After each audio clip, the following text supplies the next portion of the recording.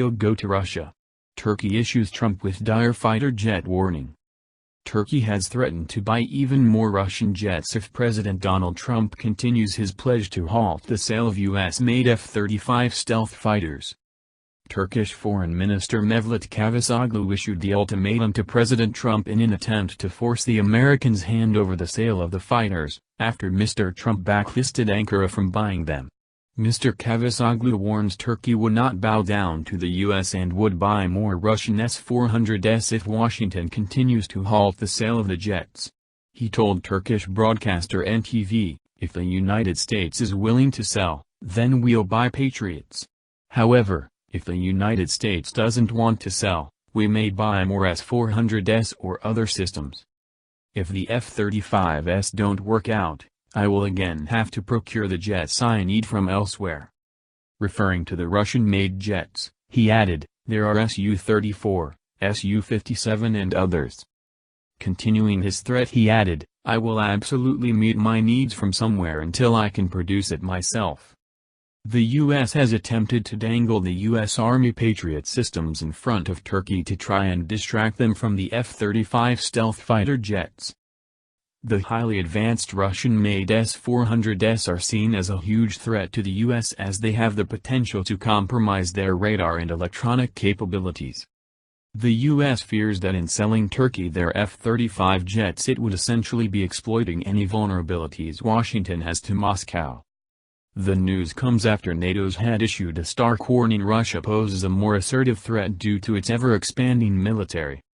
Secretary General Jens Stoltenberg was speaking to the U.S. Congress when he issued the caution to American officials. He said, "We must overcome our differences now because we will need our alliance even more in the future.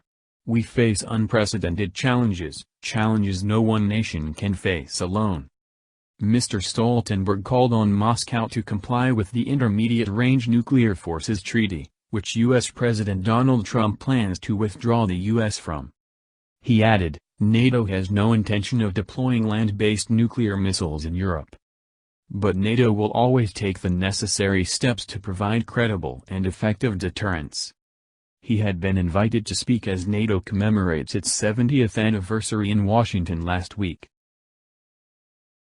Are we headed to an actual full-blown trade war between the EU and the US? No.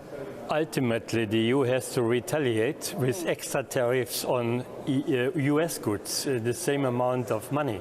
So we are in the middle then of a trade war which serves nobody, and we should settle this dispute by the instruments of the WTO and not by unilateral and arbitrary measures. So if I understand correctly, you would argue if the US decides to implement about $11 billion on European products, the EU should do the same with American products, same size. $11 billion on US products, because we cannot negotiate under pressure.